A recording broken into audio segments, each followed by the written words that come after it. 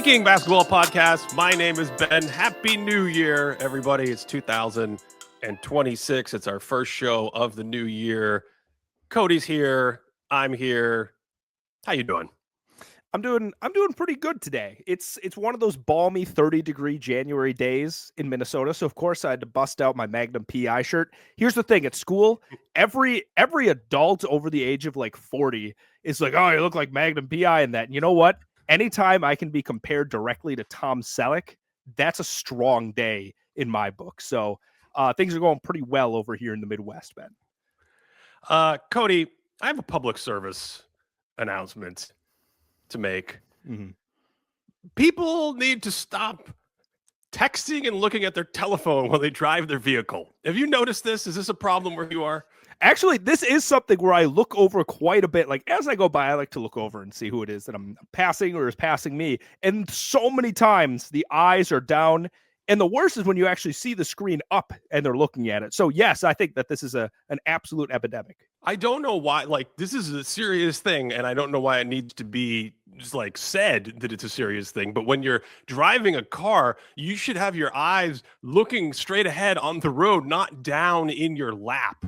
Now, I mentioned this because the other day I came home. It might have been New Year's or Christmas or like last week. It was during holiday times, right?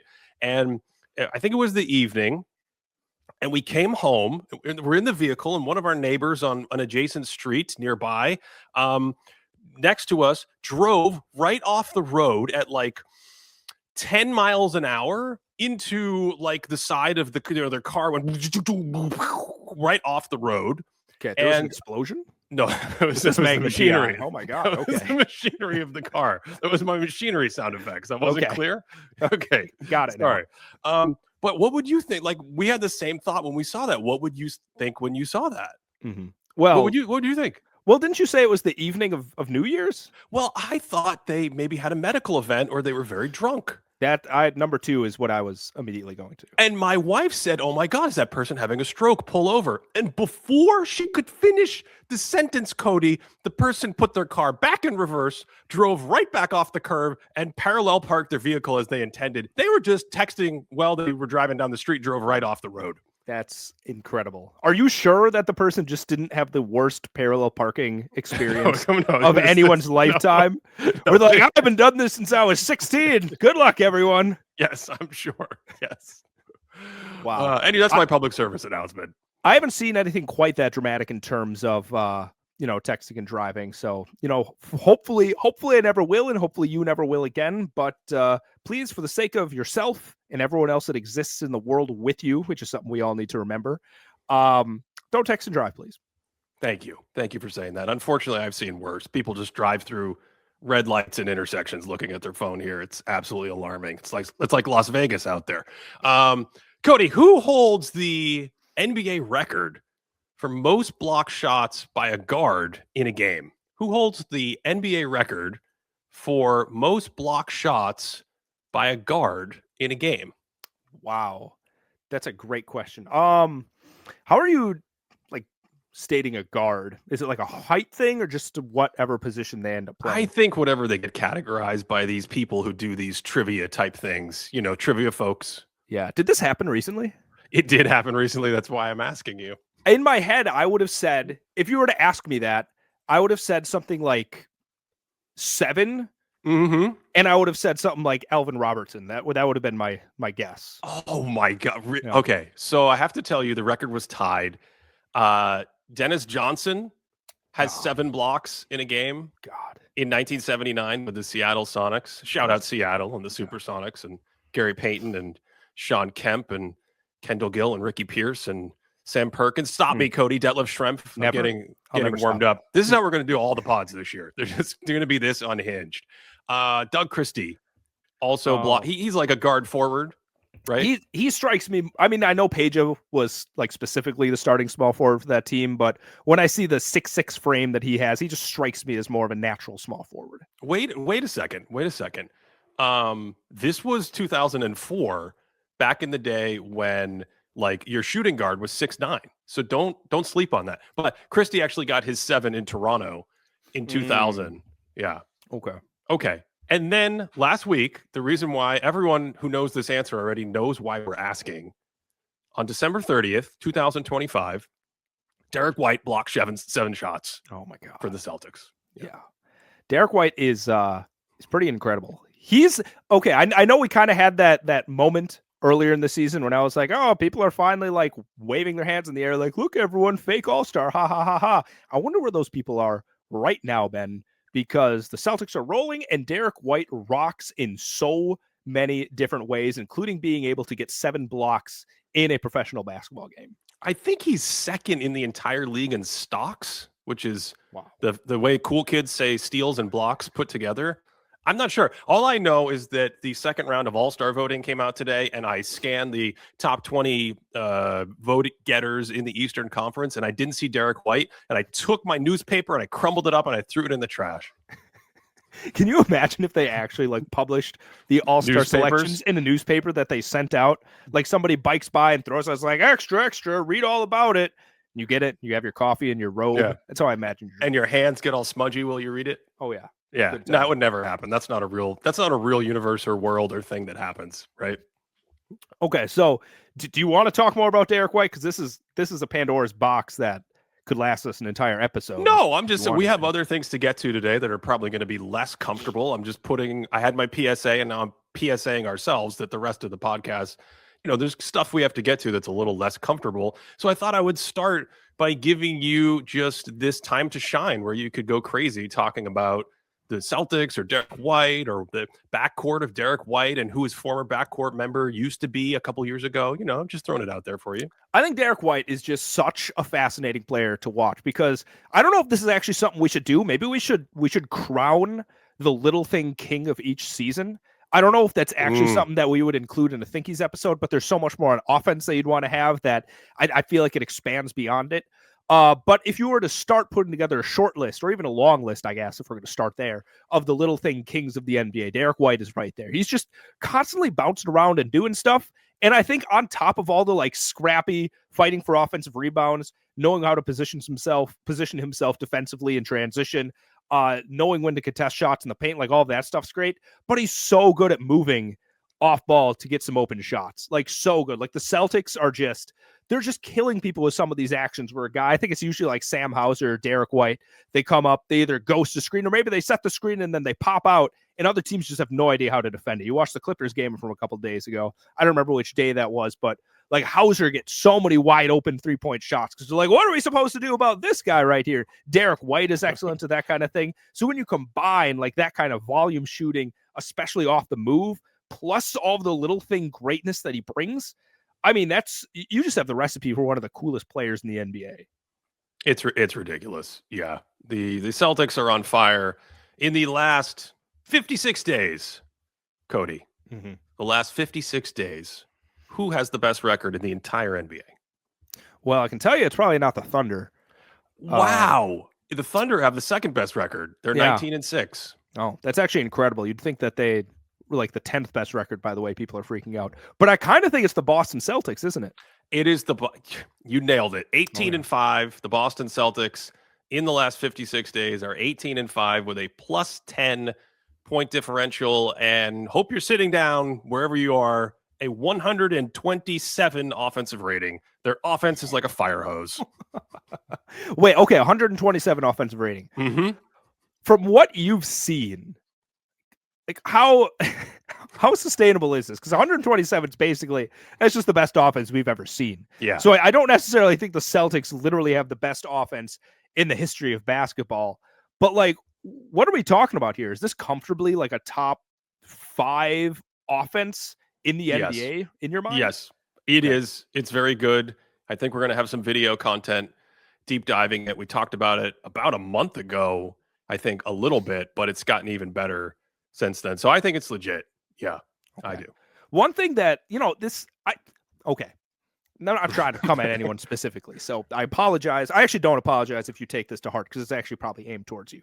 But I made a comment earlier in the season where I said, like, oh, the Celtics look really good and Jaylen Brown is on the bench. And the keyboard warriors came out like, you never want to give Jaylen Brown his flowers. Jaylen Brown is really good. Like that guy, really he just became like 97 Jordan from the mid-range. Like I don't understand what's happening. He makes a bunch of tough shots. He's very strong getting to the basket. He can do some, strong defensive possessions on ball, things like that. But when you see the 127 offensive rating, the fact of the matter is you look at the Celtics when he's off the court, they are still, I don't remember what it is, but it's in the 120s once again, right? So, like, it's not like they're 105, then Brown comes on and they jump up to like a 130 and it averages out or something like that. But the way that the Celtics have their system, the amount of the pin downs and their flares that they have going on, the Derrick White's in the dunker spot, and then he pops up and there's all these Spain pick and rolls where Pritchard is there and Sam Hauser. It's just craziness, Kata rolls to the basket and gets an easy dunk. And then on top of it all, Jaylen Brown's just knocking down every jump shot. So they have this like really cool built-in movement system that, and Ben, this is what I find so cool about them, doesn't look like how they played basketball the last like 2 years, and it's extremely successful. So yeah, the Boston Celtics offensively are one of the great, cool, and exciting stories of this midway NBA season. I like that you can't help yourself. You're like, we'll talk about them later, and then you just started going. What I want to know is, can the Celtics run a nested Spain pick and roll? Can they run a pick and roll that's Spain inside another Spain? Because if you haven't watched them, they're obsessed with three-man actions and sticking a guard in the middle of the court. To answer your question, Cody, on the whole season, not just the last 56 days, on the whole season, the Celtics offensive rating with Jaylen Brown is a smoking hot 123. And they're outscoring their opponents by 5 points per 100. Wow. And without Jaylen Brown, the offensive rating is 123. And they're outscoring their opponents by 13 points per 100 because their bench just comes in and smashes people. So as good as the Celtics are, as good as Jaylen Brown is playing, as high as he is, and the recognition that he's getting in terms of all-star voting and MVP conversations and things like that, your brain is being tricked a little bit if you think the Celtics are doing the blowing out and the smashing just from when Jaylen Brown is on the court. They're like pretty good when Jaylen Brown's on the court. And by the way, that performance against the Clippers where he said, I'm going to keep. I messaged the group on the first play of the game. I said, the Celtics mean business. Jaylen Brown is sticking Kawhi Leonard on one end and then kind of out-peaking Kawhi. Like, he's like, hey, have you ever seen peak Kawhi Leonard? I can do better. On the other end, the man made 8 of 9 mid-range shots in that game. So he's been great, but your brain is tricking you a little bit if you think it's all Jaylen Brown. So that game specifically, I think in the fourth quarter, the Celtics held the Clippers to something like 13 or 16 points. But the first 3 quarters of that particular game might be the best back and forth shot making I've ever have seen between two teams. And I thought both teams were, I think the Clippers actually had quite a few breakdowns throughout. And I thought the Clippers were kind of just getting hot in some of those spaces. But it was unbelievable. Like John Collins at one point, I think he hits 3 or 4 straight 3-point shots. Well, he hit like 7 in a row to start the game. It was unbelievable. It was like, I was cackling. It was so funny. Yeah. And then Kawhi kind of has, it's what you're talking about with Jaylen Brown. Kawhi has I don't really need moves at this point in my career. I just kind of catch the ball and I'm like, well, it is time for me to shoot. And you just kind of have to flip a coin and hope it doesn't go in. But if you want to just see the purest form of teams not missing and catching fire and running up and down and exciting offense, throw on that Celtics Clippers game from a few days ago. I should know the date off the top of my head. I don't. But it's incredible. I wonder what would happen if you showed that to a new fan. I wonder if they'd be turned off and being like, oh, is this just what basketball is? Like, do teams just never miss? But it was really exciting to watch that matchup between the two. Okay. I have to get my rant out of the way today before we get into serious business that we're going to get into in a minute. Okay. Nikola Jokic, unfortunately, was injured recently. Yep. Yes. Not breaking any news there. What I have not seen anyone talk about, Cody, is the way he got hurt. Do you remember the play? Someone hit his knee. Did somebody come in and hit his knee like to the side? Yes. Right? Who ran into his leg? Was it a team? Wasn't it like it was Watson? A teammate? Yeah, it was Jones. It was Jones. Okay. Yeah. We're just naming people that sound like British detectives at was this it point. Yes. Detective Murray? Was it Detective Murray? It was Jones. Okay. And what happened was we did an entire video on this last month. He was guarding Jaime Jaquez, and Jaime Jaquez gave him the Hulk smash arm shoulder shove push. And when you do this in isolation and you smash into the defender has to go flying backwards somewhere. And I've seen a lot of plays where defenders fall backwards and they miss people's legs, and I got a little nervous. And this one, fortunately, Jones didn't all out tumble into Joker. But what happened was he got hit so hard that he gets launched backwards, and to brace himself, he plants his right leg really hard to prevent himself from falling, and that's what stepped on Nikola Jokic's ankle and hyperextended his leg with all that force. So this is yet another thing where my mind immediately went to the way they're allowing the game to be officiated in terms of all these crazy shoulders and Hulk smashes and cross checks and things like that. And it was another thing that we talked about in that video with the strides and the huge Euro steps and everything, where we have all these injuries to people's ankles and calves and feet. And I have not got a good injury database that I can really do some, heavy hitting analysis on yet. I would love to get it. But it seems to me that this stuff is contributing to how many injuries we're seeing in the game. We know the game is more injurious right now because of all the cutting, because of all the speed and the taxation on the body, multiple direction actions, cutting back and forth. And that immediately, as everyone thought of when Jokic got injured, when Wemby's been injured, it immediately goes to the place of like, well, why is there a 65 game limit for these players when the best players in the sport only are playing like 72 to 74 games in most cases? So is the main part of your thought process here something like, we really need to look at officiating right now because it's literally, like quite literally, putting some of the players in danger? Or do you want to talk more about the 65 game like cap for some of these awards? Well, they're related. I think I was more landing on the 65 game cap because the totality of that, I think the totality of that and where they end up with 65 games. First of all, I don't know why we need to control the amount of games as if the voters can't adjust for that. And I get the fact that the original impetus was to say, hey, we don't want people load managing, especially at the end of the season. We want players to play as much as possible. I don't know if that still would be in place if you didn't have the 65 games, but what we've had is a lot of knock-on effects that people did not anticipate. Tyrese Halliburton comes back early from an injury and just desperately plays to try to make an all-NBA team or whatever, because these things are tied to your contract.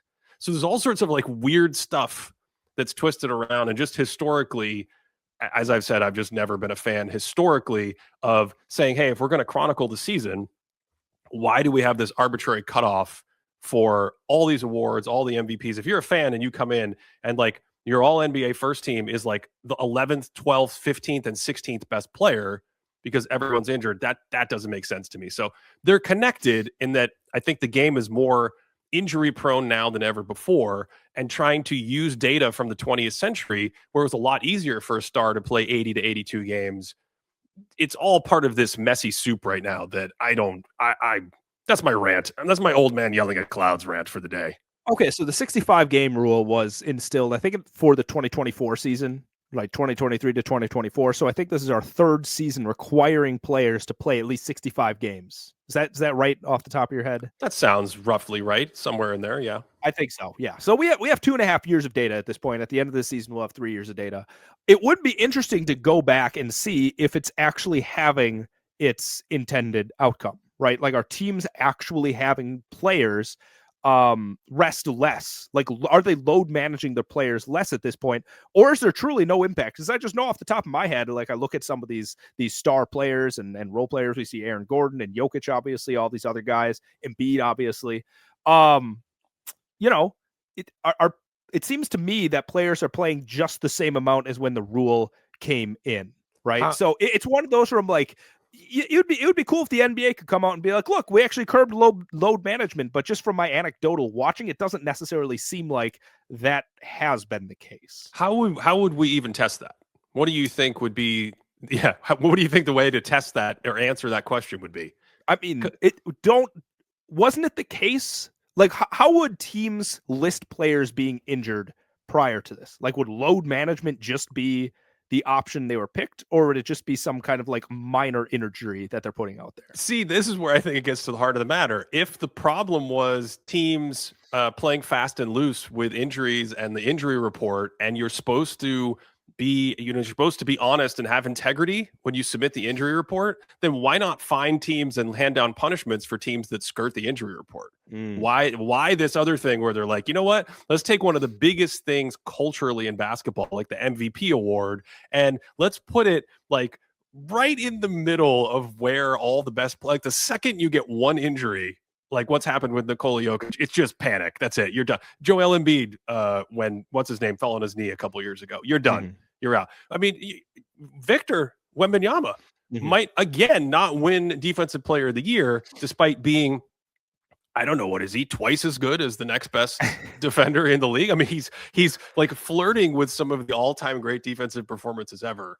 And again, and all these guys, by the way, are guys trying to play like every night. They're highly competitive players. This isn't, I don't want to throw anyone under the bus or anything, but this isn't like a podcaster situation where, you know, we've got guys who are taking it easy.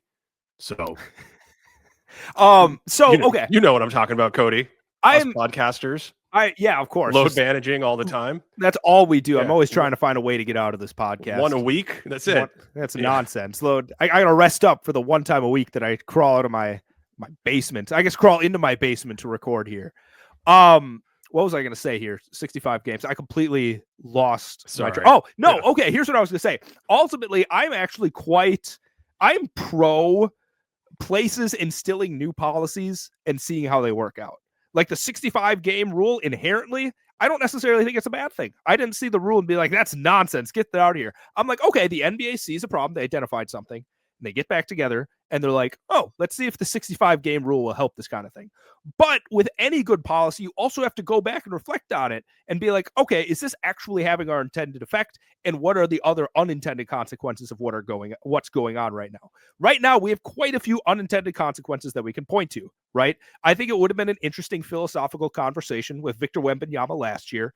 46 games. Is that worthy of being Defensive Player of the Year? And that could have been a really fun conversation that people had to work out, was however many more games of Evan Mobley, like defensively better than that. And that could have been an interesting little conversation, right? So that's the unintended consequences. But now we have to be honest. And like you said, is there a way to actually measure to see if this is helping in any way? And if there isn't, then I think you need to take a really good look back, pull out the mirror and be like, is this worth having at this point right now? And I want to be clear, this isn't because Jokic is injured, right? Like this is an ongoing thought process we have, and we're 2.5 years into it. So I just think after 3 years, that feels like a nice little time to step back and be like, okay, let's see if we still need this rule or if it's actually causing more harm than good. You know what? While we're getting rid of rules, I'm done with the landing space. I don't like the landing space anymore. The Zaza Pachulia rule? Because here's the thing.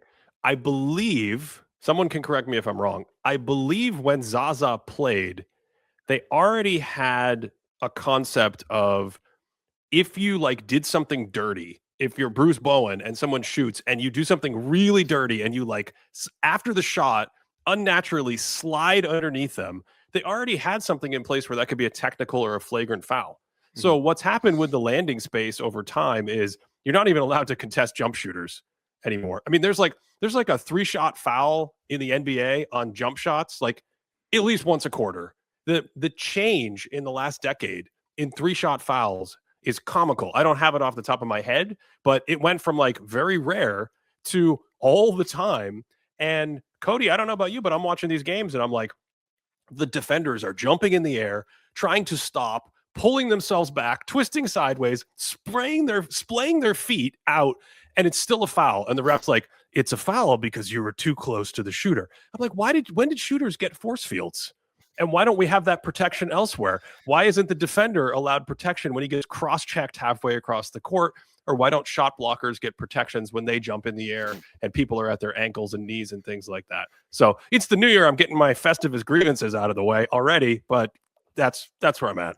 I feel like in the last couple of weeks, I've seen a few offensive players getting called for fouls when they kick on those jump shots, when they bust out the old Reggie Miller, my legs going out in this 3-point shot. I've seen that called a few times, so I don't know if that means we're skewing towards, a correction in that sort of thing. But yeah, I don't know. The landing space rule does seem like a direct response to Zaza Pachulia. For anyone that doesn't know, is that was the 2017 run when the Spurs were obviously going to win the championship. And in that series against the Warriors, Zaza steps out, Kawhi lands on his feet, and that kind of started the whole Kawhi injury saga that we had at that point, right? Yeah. No, he was on pace to average like 54 points per game in that series. Oh, absolutely. Yeah. On like 90% true shooting. Yes, that's and correct. the best perimeter defense in the history of any sport ever. Yeah. So all of that was going to happen. So I feel like the rule happens in response to that. But again, like any other policy, like I was just talking about, maybe it's time to go back and see, like, okay, what has actually happened here? Is it now the issue that when players close out, like you actually see it as a good closeout when they run to the side of them to chase them off the spot because it's not good to like stop in front of them? I don't know. There's a lot of different ways you can look at that. Last week, we had a really fun deep dive conversation about Jaylen Brown and Anthony Edwards and the complexity of judging those players. And I don't know, I thought it was interesting. I thought we'd do it again today with a different player and talk about someone possibly more complex, probably more polarizing and things like that. And it's a younger player. Before we get to the player, I do want to say, Cody, that when we nitpick and split hairs like we do this silly podcast we do where we're like, how good is his, deceleration at 46 degrees with the left-hand dribble when the dunker spot is filled? Like when we compare that among superstars, I think there's this acknowledgement that like everyone's already great. We're talking about the great players. You and I, at no point, despite what the commenters say, have thought Anthony Edwards is not good at basketball. In fact, I went back and checked, and on our top 25-25s, we picked him number 2 last year and number 2 the year before. So it's not a matter of, hey, if we're not sold that Ant Edwards is the 6th best player in the league, that we don't think he's good. The question is sort of juggling these other top players who are all established greats. With young players that we're about to talk about, the reason why I almost never want to go there too much is because it feels like a wet blanket, right? Everybody's excited about young players. Everybody wants young players to be good. And in the abstract, your young player could be an MVP and his young player could be an MVP and they're young. We could have 25 MVPs. You just don't have to think about it. Every top pick is going to be an MVP and it's going to be awesome. And so when you kind of dig in a little bit on young players, it does feel like you're being overly negative. And I get that. I get that. And that's why we've waited 4 years to have this conversation. Yeah. But we've also sort of had the conversation probably like 10 times in passing on various podcasts. So I don't think anyone would be shocked by the player that you want to bring up today. Well, the player, I think I'm kind of like going through some of our top 25 players that we didn't necessarily dive into and going, okay, there's a lot of complexity there. We can't just give it 2 or 3 minutes in a larger pod. This has to be a conversation. And last week we did that a little bit. This week, Cody, for me, it's the one and only Paolo Banchero, who I feel like more people are coming around on the idea that there are some issues there, some challenges, but it's still polarizing. You know, there are people who think he's a star or a superstar or going to be a superstar, or he's looked like a superstar, but he just gets hung up with injuries. And I think there's a lot to talk about. And I'll pass it to you first. Well, I want to start. You kind of touched on it here in your little preamble there, but I think I've heard some podcasters bring it up, and I see this as an immense straw man for the Paolo conversation, or really any conversation regarding some of the guys that you brought up. And it's this idea that podcasters will come in and be like, oh, there's people out there that think Paolo's no good at basketball. It's like, well, actually, that's not quite what we're saying, right? Like, you watch Paolo, he is actually very good at basketball, right? He is extremely strong, right? He knows how to use his strength. You can see him get downhill. You can see him get into some of those dribble handoff actions. Like, he's like, oh, I'm going to isolate. I guess I'm going to get into a dribble handoff, go downhill, and I'm going to finish around some people. He'll grab an offensive rebound. He'll pit it back. He can push in transition, right? Like, he has a bunch of these skills that when you watch on any given night, like the quote unquote eye test, you can be like, this is clearly a guy that's very good at basketball. But the thing is, and it's kind of in juxtaposition with Derrick White, like we were talking about, the thing, especially with the modern day NBA and the way that it's moving all over the place, it's super fast paced in the half court. There's screens over here and screens over here. And you're running this action and this action. You have to change this action depending on what you see from the other team. A lot of what determines how good of a player you are kind of happens in like those much smaller spaces that you don't necessarily see or like jump out to you from the computer. And I think those are a lot of the spaces that when you really like hone in on Paolo Banchero, you're like, man, he's missing some of these little thing king skills that we were talking about with Derrick White. And I think it extends beyond that. But to kind of summarize what you're getting at, this is not a player who's like a bust. This is not a player who's not going to make it in the NBA. This is not a player who's not going to make any money for the next 10 or 15 years playing in the NBA. He's going to be in the NBA. He's going to be in the NBA for a long time, possibly for like at least 15 years. You left out one of the most obvious things that not only makes him tantalizing, but makes him gives him a fairly high floor as an effective NBA player in 2026. He's 6'10" and can handle the ball. Yes. Right? He's giant and can legitimately handle the ball. Now, whether that leads to effective offense or not is a totally separate question. And so the first level of complexity that we get to with Paolo, I think, is like the difference between the skills you can see in a vacuum and the way those skills are applied within the context of a team.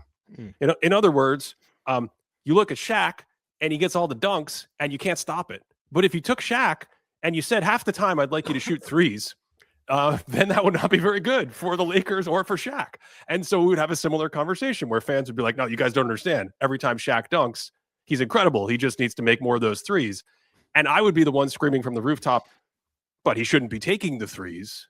And in this case, I think that applies to Paolo because the first issue is that he's a really poor shooter. He is literally at the bottom of the league among people that shoot. And when you're at the very, very, very bottom of the league among people that can shoot from the outside, we're talking about players like Giannis Antetokounmpo, late stage Russell Westbrook. You literally get into the area of like, should you even be shooting? And for me, Cody, I don't know how you feel about this.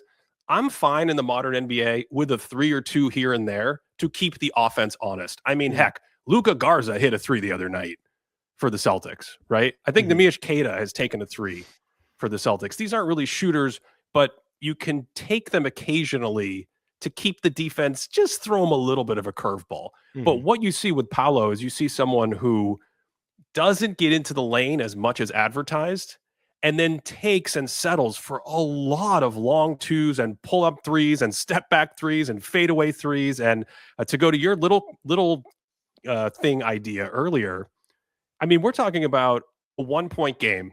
At the end of a game, team is down by 1, and he takes like a James Harden crazy step back 3. You don't need 3 points when you're down by 1 with 4 seconds left. And this is the kind of stuff that starts to get into the complexity of a player who has a lot of talent in certain areas, and especially in the box score. Man, he can fill up the box score because he's a big guy, so he's going to grab rebounds, and he has the ball a lot. So he's going to get the opportunity to create assists and points. The question we always try to answer here is how valuable are those assists and points? And, we can talk about that more going forward, but I think that's what makes it such a polarizing conversation. And I think when you watch him, like on specific discrete plays or even like stretches of games, when he's, making shots and it's looking good and he's being efficient, he looks like quite a spectacular player. But and I think, don't you think that's like fool's gold though? I mean, he's just not a good shooter. And he keeps taking shots, and occasionally bad shooters will have a game or 2 where they make a couple threes, and then all of a sudden it empowers them to take more. I'm speaking to, someone who's watched Giannis for years, so I feel like you would have a strong opinion about this. Yeah, oh, absolutely. But I think, I don't know if a Giannis comparison in this case would be perfect. I think he's a much, much more polished offensive player than Paolo. That's Giannis not what you're implying, right? Yeah, absolutely. Yeah. No, I'm talking about the shooting alone.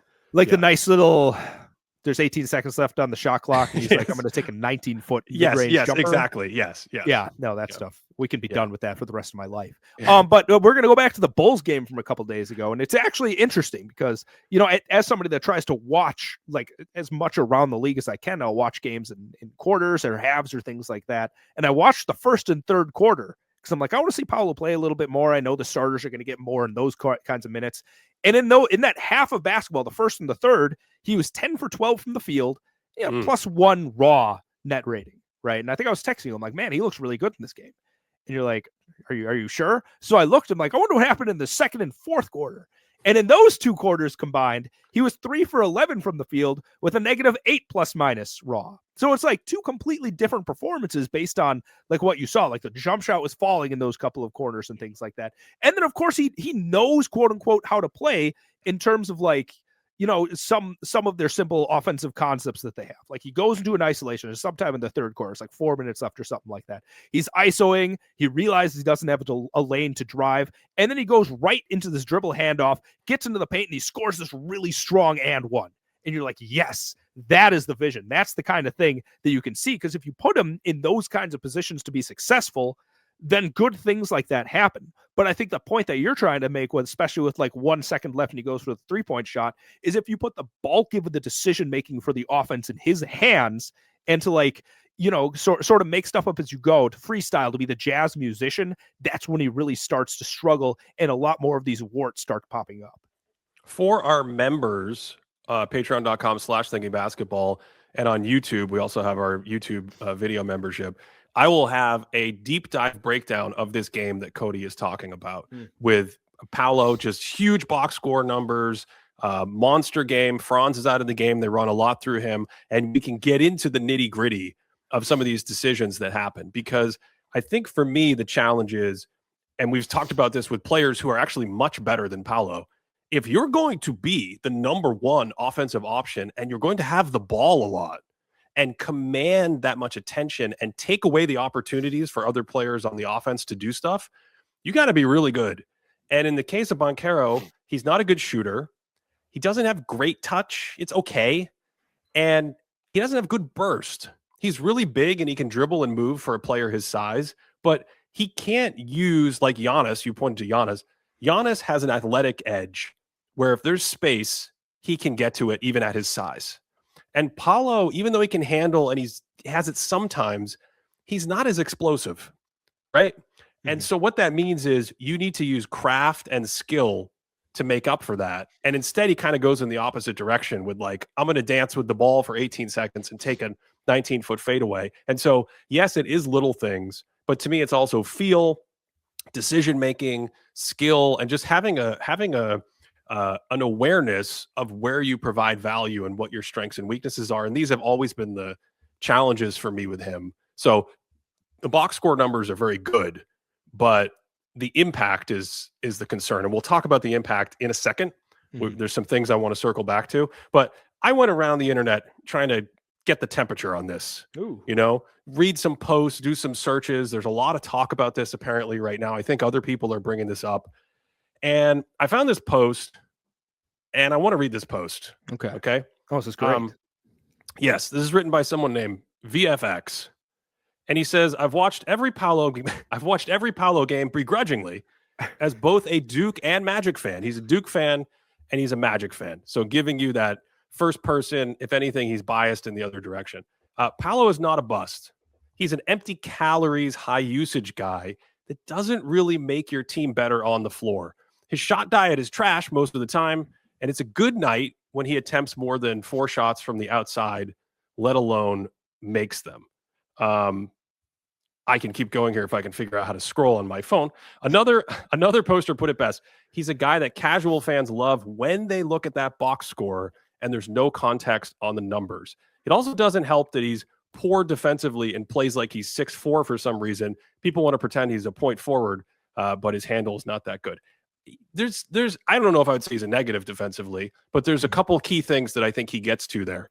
One of them is that he's a really big body and he's a big forward, but he's actually not that great defensively.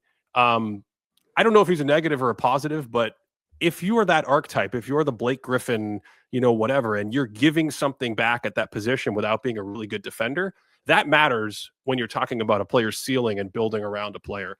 And the 6'4" thing is really what struck me.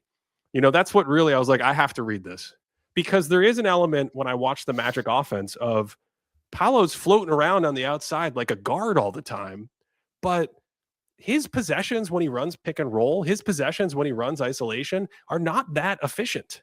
Mm-hmm. And it's not simply about being on an offense that isn't that good, because one, we've seen players like we talked about Alperen Şengün a couple years ago. You can be on a poor offense, and if your actions are effective, you're way more efficient than the rest of your team. That's one.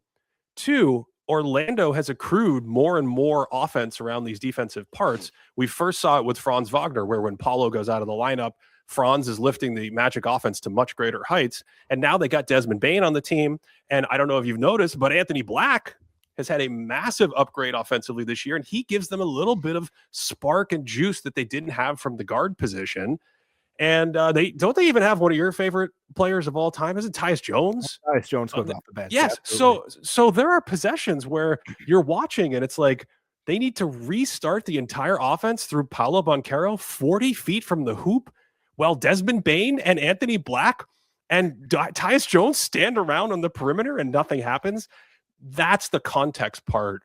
And I think, to your point, if you want to get the most out of this player, this is where in the past we've said we want to see him used differently. Those two-man actions, the roll actions, the cuts, getting into the post, the seals. I love when he gets down there, seals a smaller player, and just bully balls him. That looks like really good offense to me. So this is why I think he's a player that's going to stay in the league. He's a very complex player, but depending on where he is, to optimize the value of these skills, I think he's going to have to play very differently than something akin to I'm Luka or I'm Giannis or I'm LeBron James.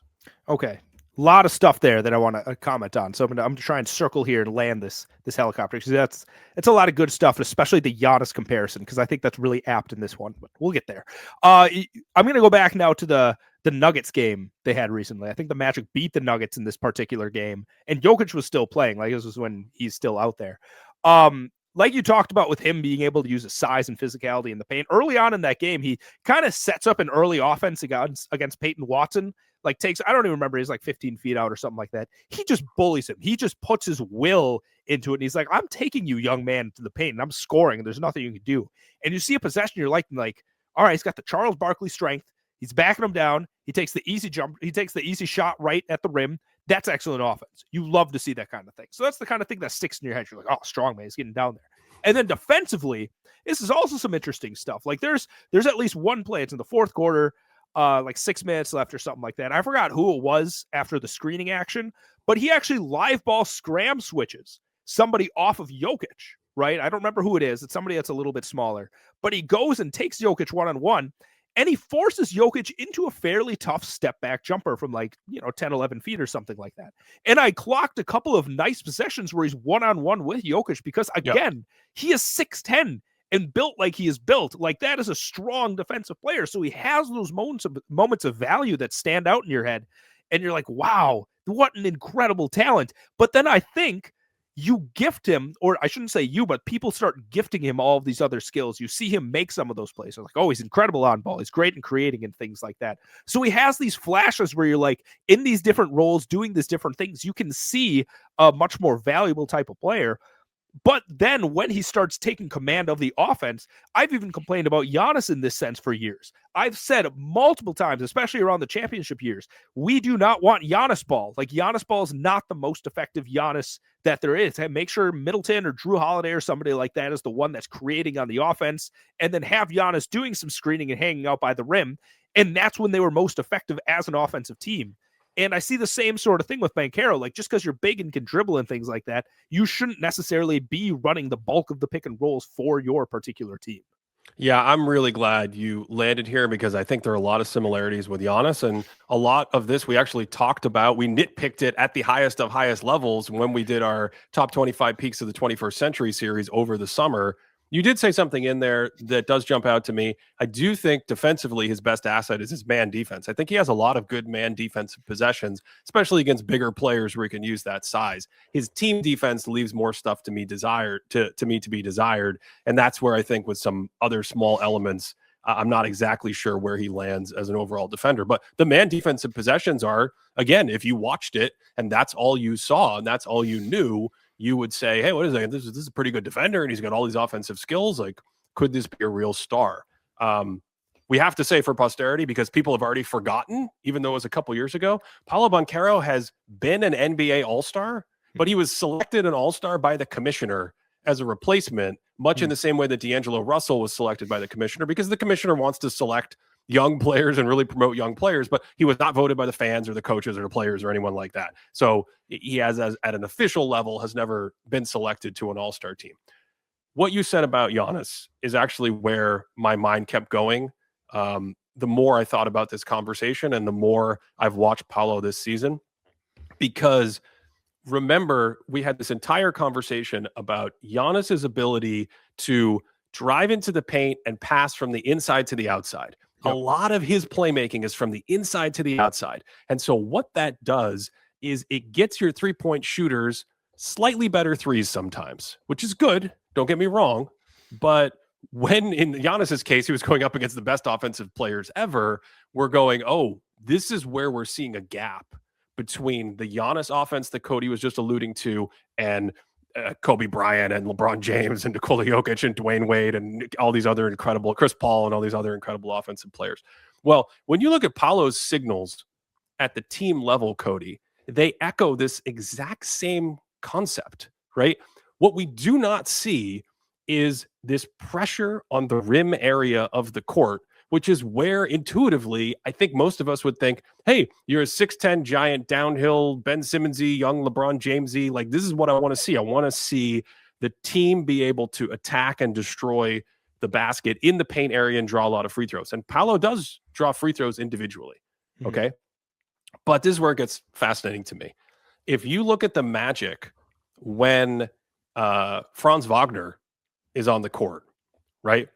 Let's just start with Giannis. With Giannis, we talked about his rim, like the amount of points that his teams were scoring at the rim when he was on the floor. We're talking about 56 to 58 rim points and free throws every 100 possessions. With Paolo, we're down at 49. So there's a big drop.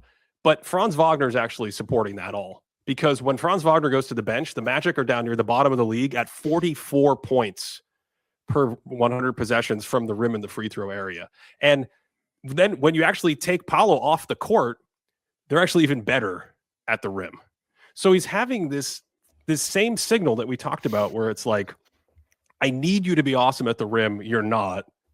Are you helping your teammates at the rim? You're actually hurting your teammates at the rim with your style, that DeMar DeRozan signal that we talked about. And you're making up for it by getting some assists on the outside. What's really fascinating to me is that even though Franz Wagner is also a player who does not shoot well, he's incredible off ball. He's a fantastic passer. He does a lot of these little things really well. He has really good feel when he gets into the paint and setting up offense and lubricating offense as a screener and a mover and a cutter. And when Franz is on the court, the Magic go back to 57 points per 100 at the rim. And Franz has a massive, massive impact on their team's footprint at the rim. So I do think there's some connections here to Giannis, but it's really interesting as a basketball experiment to be able to see the Magic play with Banchero and then also play with Wagner. And they've almost swapped them in and out in every possible permutation you could imagine in the last 2 to 3 seasons. We have these enormous samples and they just look terrible when Banchero is on the court, and they look really good when Wagner is on the court. And when they play together, they only look okay. And my hypothesis is because of all these things we're talking about with Banchero, it's the opportunity cost of taking away that offense being run through Franz and Jalen Suggs and Desmond Bane. I think the thing with Giannis, too, is we talked about it in the 21st Century Peaks series, is that, yeah, he doesn't really impact. There's not a huge percentage change in how well his teammate shoots when he's on the court, but there's an enormous spike, and maybe even the biggest spike in outside three-point shots that his teammates may take, right? So the volume, not the percentage, the volume. But the volume. Yes, it's like unbelievable how much he shifts the team. And that sort of signal, like if you're not going to juice your paint numbers and you yourself are not going to be juicing your own paint numbers, right? You need to be creating like that for the 3-point numbers. You don't see that kind of shift with Banchero. And so you might be asking, it's like, what are some things that might be going on here that's causing, why is he not as effective as Franz? Why aren't we seeing the signal that maybe correlates with the free throw attempts per 100 possessions you see from him and things like that? There's a couple of things. Number one, we talked about cutting a lot in that series, like somebody like Dwayne Wade, who's so good at just knowing when the defense is looking away, cutting to the basket. LeBron James, somebody else who isn't necessarily spacing the court like some of these all-time greats, just knows when to get to the basket. Jimmy Butler, right? All these guys great at cutting. There's a play, it's like a minute and a half left in this Nuggets game. Minute and a half left, right? And Wendell Carter gets a short roll pass and he catches around the nail, okay? There is nobody on the side where Paolo Banchero is in the corner. Nobody. You sent me this play. I sent you this. I couldn't even think straight when I saw it. And your first thought as an NBA player that is 6'10", that can probably put your head right near the rim, should be, as soon as my teammate catches the ball, I am cutting to the basket because nobody can recover quickly enough to stop. But he hesitates, and he actually doesn't even cut. He waits too long because he's like, I'm going to get the corner three-point shot here. And Carter turns, and you can see there's kind of this moment where he's like, why aren't you at the rim right now? And then he kind of cuts, and then he cuts back, and the entire offense just sputters out because of it. So taking the opportunities there where it would have been like a 100% field goal attempt, basically, like those kind of opportunities aren't there. And in terms of the creation you see, like we talked about Nash, we talked about Kidd creating these opportunities at the basket. I feel like he picks up his dribble quite a bit when he gets around the nail. Like he'll kind of dribble in, and if that lane isn't there, there isn't much like, I'm going to figure out a way to get there. Like Franz is really good at kind of spinning there, and the pterodactyl arms are all of a sudden at the rim, right? But he kind of picks it up, and that's when he goes into like this pitch and pick and roll game, or this DHO type of game that doesn't always pan out for him. Like I don't mind those, but I want to see a little bit more probing from somebody like that, so you force the defense to make a move on you. So maybe those are a couple of ways that you could explain that these numbers just aren't as good as they should be based on the individual box score numbers. We're talking about things that aren't in the box score, though. When you talk about that cut element, it's not in the box score. When you talk about picking up the dribble, that's not in the box score. So what ends up happening is you have the opportunity cost of running the possession through Banchero. Then he uses 10 or 12 seconds of the shot clock, eats up all the shot clock, picks up his dribble, gives it to someone else, and there's literally nothing in the box score that captures that. But the scoreboard captures that. That's where you're only going to see that in something like plus minus or a team's efficiency performance when a player is on versus off the court. So when Franz Wagner is out there without Paolo Banchero in the last few years, they're outscoring teams by 8 points per 100. That's like near contender level. That is a fantastic team. That's Franz Wagner without Paolo Banchero. That's a 118 offensive rating. When Paolo Banchero plays without Franz Wagner, they're getting outscored by 5 points per 100. That is a 13-point swing, and the offense goes down to 114. So we can do whatever kind of box score watching we want. We can get all the Twitter highlights we want, but you're going to miss all this stuff in between that I think is the bigger issue here. And this is why he's, I think of players like Adrian Dantley, who Adrian Dantley in his own right, he may have very well had all-star level impact back when he played. But all these players over the years, Wilt Chamberlain, we've talked about so many players, Luka Doncic, just because you're doing certain things in the box score doesn't always mean you have the same impact on the court. And Cody, I think it's precisely because of the kind of stuff we've talked about today with little things, decision-making, forgetting a play, the type of turnover you have on offense. You have the ball, you eat up the whole possession, then just a terrible turnover and the other team goes the other way for a layup and you don't run back. That was something that I thought was present in the Chicago game, just not great effort, complaining to the official here and there and not getting back. These are all little things that just don't show up in the box score at the end of the day. And I feel like his game is such a siren song. It is such a siren song because if you just tap into a Magic game once in a while and you're not just super zoomed in on what's going on, he does things that look spectacular. We outlined a few of those things. The man defense against guys like Jokic, right? Some of the and ones after a roll, some of the strong rebounding. Like he has those moments that, again, if you're just kind of watching the game casually, you're like, oh, this is great. And I'm not saying that anyone thinks that he's a lot better than we think he is as like a casual watcher. But I think it takes like really studying what's going on here, marrying that study with some of the numbers to really try and figure out what it is. Because again, I think the headline here, I think he's I guess I don't even know how to phrase it. He's a talented basketball player. He has a bunch of basketball skills that look really good, but there's all these other issues that we're talking about that in the actual game that the NBA relates. Okay, here's the thing. I think I figured out what I'm trying to say. Yes. What are you trying to say?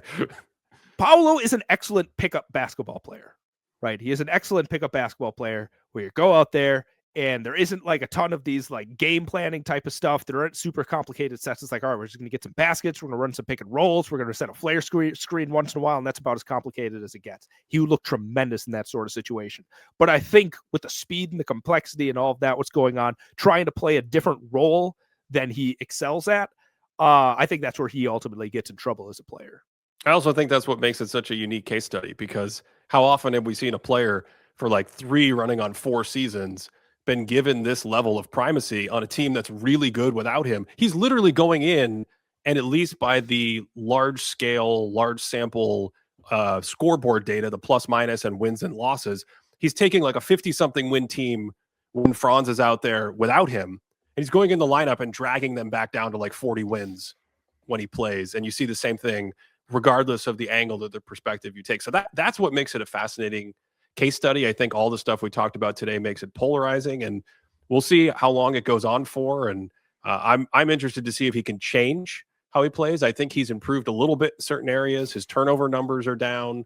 I do think there's certain areas that he will continue to improve in as he grows. You want to be in a good environment where you get good coaching, but it's also just such a fascinating thing because, Cody, even that like commissioner all-star nod, like just Orlando, yep, Supermax, here we go, or whatever, his just maxed out contract might not technically be qualifying for the Supermax or whatever, but just a really interesting thing, while at the same time having Franz emerge as an all-star level player, having this insane defense around them that can like practically drag you to the playoffs just with their defensive punch. So I don't know.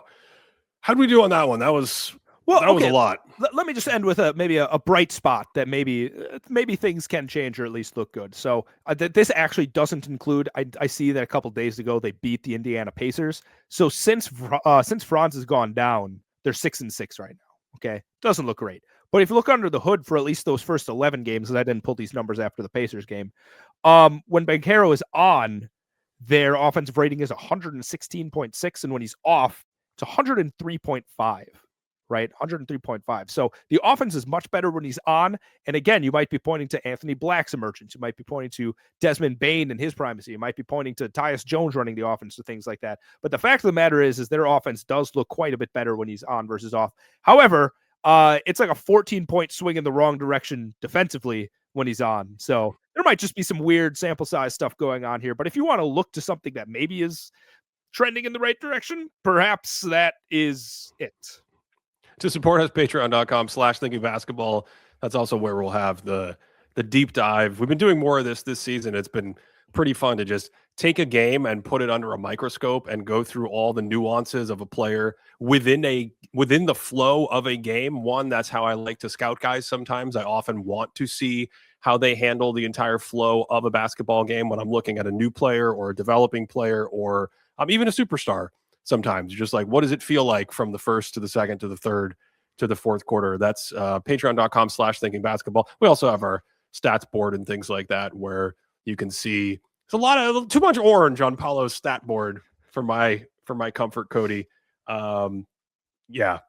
Do you have other things that you want to get to? We really got lost in the sauce on that today. I really didn't expect to go quite so long on that. I knew once I let you out of the stables, you were not coming back in. You make it sound like I'm driving the conversation. You had so much planned here. You made a video on it, Ben. You're the one that's going to come and be like, actually, I have 15 minutes of additional content. Yes, that is because in the preparation for this podcast, I got really sucked into this Chicago game, and I was told by people that the Chicago game was one of these great. What happens with these players is you say, like, look at the last 3 games, and this has been something we've been dealing with on this show for years. Every time we sound the alarm on a team, like there's always some preseason favorite where we're like, the Nets, you got to watch out for their defense, or the Bucks having problems, or the Clippers having problems.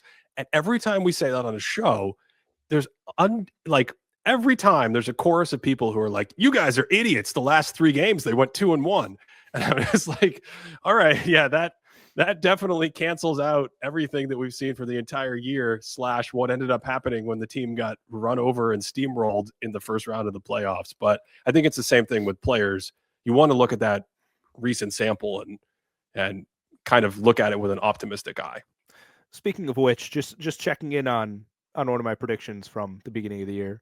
The Los Angeles Lakers currently have the 25th best defense in the NBA. Oh, yes. So, you're feeling good.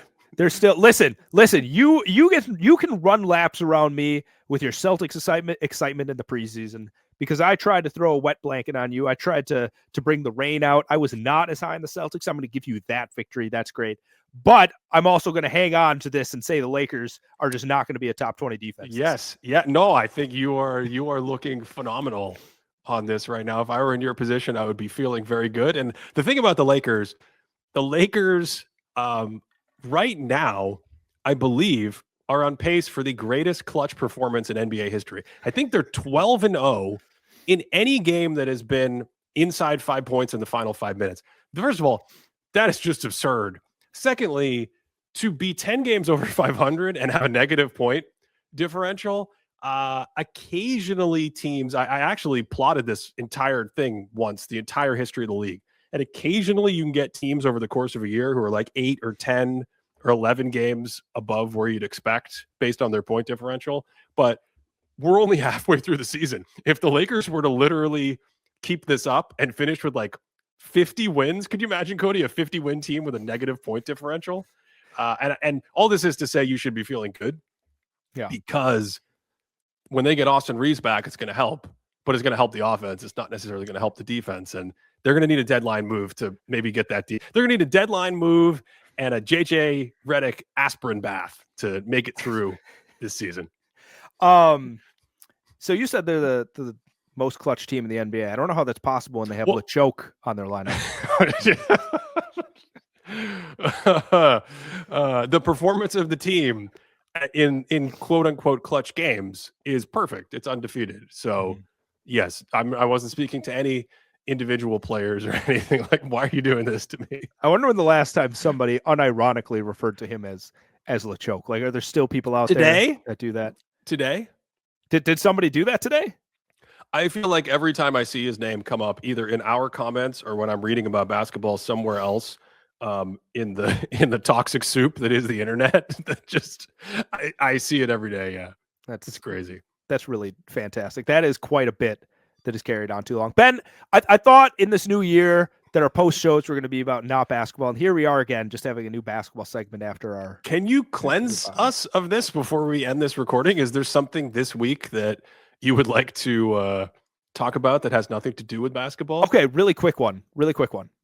I want you to power rank your interest in seeing these 3 blockbusters that'll come out in 2026. This is great. You have The Odyssey. Mm-hmm. You have Doomsday, the new Marvel Avengers movie. I don't know what that is. Avengers Doomsday. Wait, is that Doomsday? Is that related to Superman? No. That's DC. That's DC. All right. Okay. These are the Avengers. So Avengers Doomsday. They're making more Avengers movies? Somehow. Yes. All right. And then the third one is Dune 3, which is actually coming out on the same day as Avengers Doomsday. So power rank those 3 in interest of you wanting to watch them. What was the last one? Sorry, I blacked out. What was the last one? Odyssey, Avengers Doomsday, Dune 3. It's gonna be, for me, it's gonna be Odyssey, Dune 3. I know you're shocked. You thought I would say Dune 3. I did. I know, because I'm a little bit less excited about. I feel like Dune 2 is the peak. And I'm more curious to see what the heck Christopher Nolan does with the Odyssey. This will be the first Christopher Nolan movie I've seen where I know the plot. Yeah. And yet I'm fairly certain that he's going to change the plot on me, which is why I'm kind of excited to see it. See, I don't know. I don't know if he's going to Tarantino it. I kind of think he's going to stay pretty honest to it. Can I speaking of these movies that you're talking about, can I just say something? I was listening to a movie podcast the other day, and they were talking about a list that they were making, and it came to my attention. I did not know this. It came to my attention that when people make lists on the internet, they're now openly talking about how they manipulate the lists for interest. So they're like, in the first episode, they put like Dwayne Wade or something to make it sexy and controversial. I just want to say that I've been accused of this many times, and I've never crossed my mind. In all the lists I've ever made, that is as genuine an expression of my take on the analysis that you're getting as you could possibly get, to the point where it makes me uncomfortable, where I'm like, Cody, we shouldn't have Russell Westbrook first. We shouldn't do an episode on Jason Kidd to start the series. What are we, drunk? We do an episode on Jason Kidd because that's who's there. And the only other times I've changed it around is when I go non-chronological, which I've done. I've led with Wilt Chamberlain as a concept or something like that. But Yeah. I just needed to say that because as someone who makes way too many lists that are on the internet, I was like, I can't believe people actually do this. I thought this was just a thing that the kids tell you you're doing when you lead a series with Jason Kidd. Yeah, list making is difficult. It is. And I think there's actually a lot of really interesting behind the scenes conversations that happen with lists that you have them. So, props to anyone that wants to try and go out there. But at the end of the day, sometimes lists aren't as successful as you would like them to be. So I hear you. You never answered my question. You literally started a new topic. No, because someone was talking about us listing our 50 most rewatchable movies of all time right now. And I was just like, I can do that off the top of my head, probably. Wow. Yeah. You still didn't rank those three. I did. Yes, you started with the Odyssey. That was the Odyssey. The Odyssey #1. Dune 3 is next, and then I pray to the internet overlords that I don't have to watch this Doomsday movie because that's a lot. I'm gonna admit something to you. Yes. We're still recording, right? We haven't turned off the record. Everyone in the world can hear this. Everyone that respects my opinions, please cover your ears. At this point, like Marvel movies are kind of like when people watch like Days of Our Lives and they're like, I can't miss my stories this week. I like genuinely feel that really strongly. And the Odyssey is obviously #1 in my power ranking, but #2 is this new Avengers movie because I'm just like, ooh, I just want to see what they're doing with my stories. I don't think it's gonna be very good. Like a lot of the teaser trailers that are coming out are making me less and less confident in what's happening. But I'm just like, I just need to keep it going. I need to see what happens in the next thing. Like I don't know. That's my take. Okay. Can I get a little bit more vulnerable? Yeah, then? Please. I'll take it up a notch. I think that's the NBA. I think the NBA is everyone's Days of Our Lives. They're like, where's he going to go? Who's he going to sign with? What did he say? Did you see who dunked on what happened? It's just a giant male soap opera. That's all we're doing. That's incredible. I think that is it's a good way to end the show, right? It's a wonderful way to end the show. Okay. Thanks for listening. This is just going to be a new thing. 2026. Every post show is going to be longer than the podcast at this point. Thanks for listening all the way through to the end. If you made it this far, hope you had a great new year, a safe new year, and of course that you are having a great day.